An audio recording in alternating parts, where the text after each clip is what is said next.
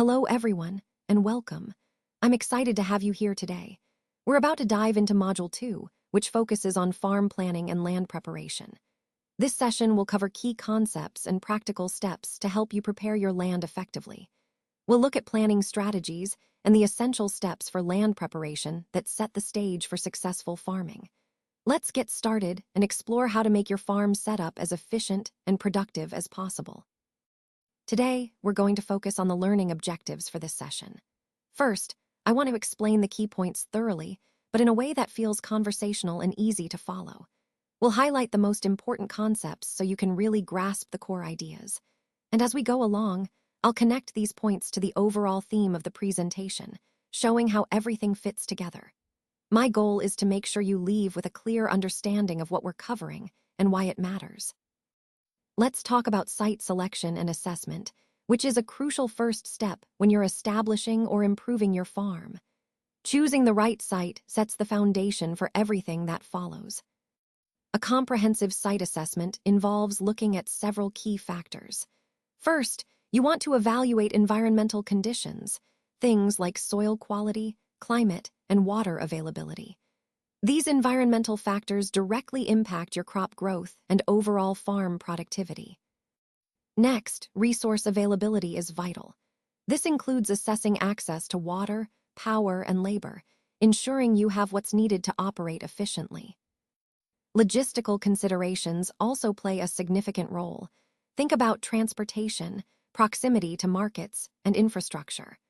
All these elements influence your ability to manage the farm smoothly and cost-effectively.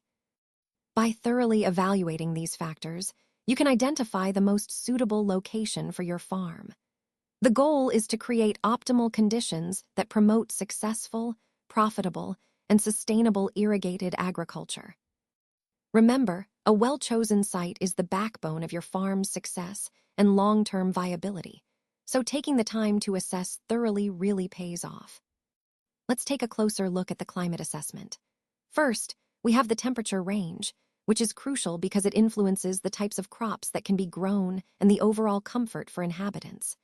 Next, rainfall patterns play a vital role in determining water availability and agricultural productivity throughout the year. Then, we consider sunlight hours, which affect not only plant growth, but also energy production if we're looking into renewable sources. Finally, humidity levels are important because they impact everything from air quality to the prevalence of certain pests and plant diseases. When we connect all these factors, we get a comprehensive picture of the climate's influence on the environment and how it aligns with our overall goals for sustainable development. All right, let's talk about some critical factors that influence soil quality. First up is fertility. This refers to the amount of natural organic matter and nutrients present in the soil, which are essential for healthy plant growth. When the soil is rich in these elements, plants can thrive more easily. Next, we have texture. This is about the proportions of sand, silt, and clay in the soil. Ideally, you want a loamy soil, which strikes the right balance among these components. Loam is often considered the best because it offers good drainage while retaining enough moisture for plants.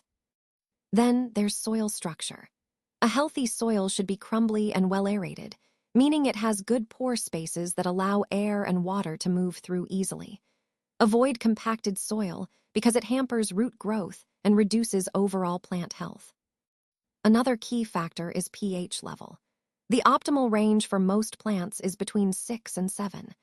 Staying within this range ensures nutrients are available to the plants and prevents issues related to acidity or alkalinity. All of these factors, fertility, texture, structure, and pH, are interconnected and together define the overall soil quality. When these elements are in balance, it creates the ideal environment for healthy, productive plants.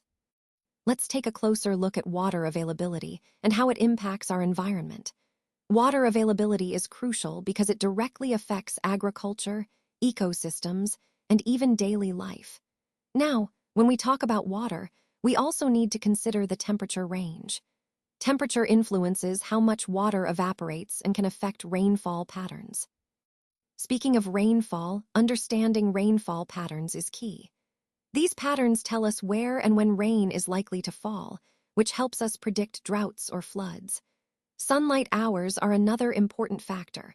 More sunlight generally means more evaporation, which can influence water levels and plant growth. Finally, humidity plays a significant role because it affects how quickly water evaporates and how comfortable the environment feels.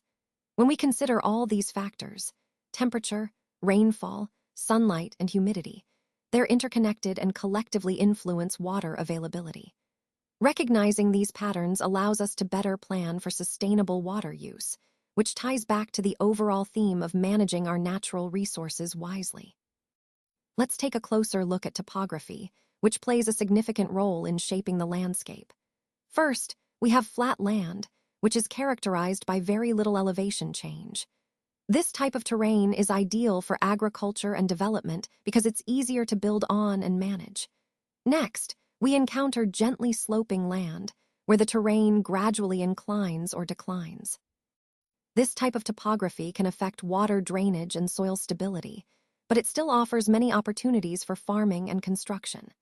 Finally, we have steep land, which features sharp inclines and rugged terrain.